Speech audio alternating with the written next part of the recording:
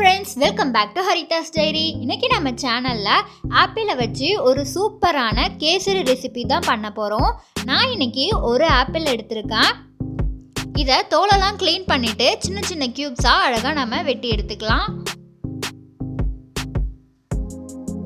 அடுத்து ஒரு கடாயில் 2 டீஸ்பூன் அளவு நெய் சேர்த்துக்கலாம்.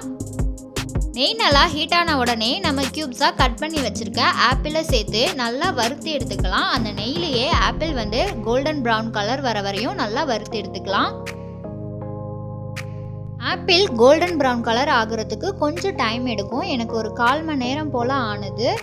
இந்த அளவு நல்ல கோல்டன் ப்ரௌன் கலரில் வறுத்து எடுத்ததுக்கு அப்புறமா ஒரு தனி பவுலுக்கு மாற்றி வச்சுக்கலாம். அதே கடாயில் திரும்பியும் ஒரு 2 டீஸ்பூன் அளவு நெய் விட்டுக்கலாம். நெய் நல்லா ஹீட் ஆன உடனே நம்ம 1 கப் ரவை சேர்த்து நல்லா வறுத்து எடுத்துக்கலாம்.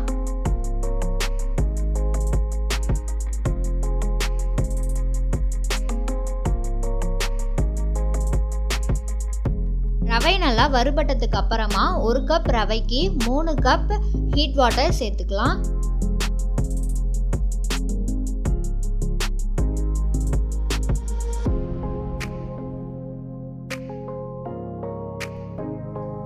ஒரு கப் ரவைக்கு 3/4 கப் சீனி கரெக்டாக இருக்கும். அதையும் சேர்த்துக்கலாம். அப்புறம் ஃபுட் கலர் சேர்த்துக்கலாம்.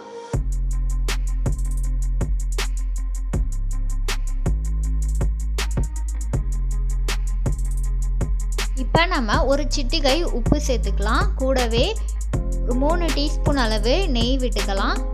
ஒரு 4 ஏலக்காய் இந்த மாதிரி தட்டி எடுத்திருக்கேன், அதையும் சேர்த்துக்கலாம். உப்பு ஸ்வீட்டை கொஞ்சம் எடுத்து கொடுக்கும், அதனால தான் நம்ம ஒரு சிட்டிகை உப்பு சேர்த்துக்கிறோம்.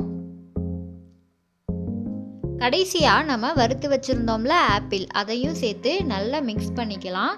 அந்த ஆப்பிளோட ஃப்ளேவர் டேஸ்ட் எல்லாமே இந்த கேசரியில் இறங்கி கேசரி ரொம்ப சூப்பராக இருக்கும் சாப்பிட்றதுக்கு. இந்த மாதிரி நீங்களும் கண்டிப்பாக கேசரி ட்ரை பண்ணி பாருங்கள்.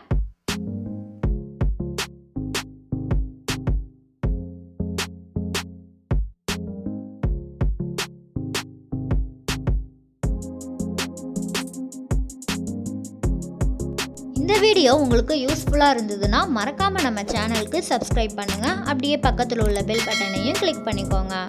மேலும் ஒரு இன்ட்ரெஸ்டிங்கான வீடியோவில் சந்திப்போம். அதுவரையும் டாட்டா, பை பாய்.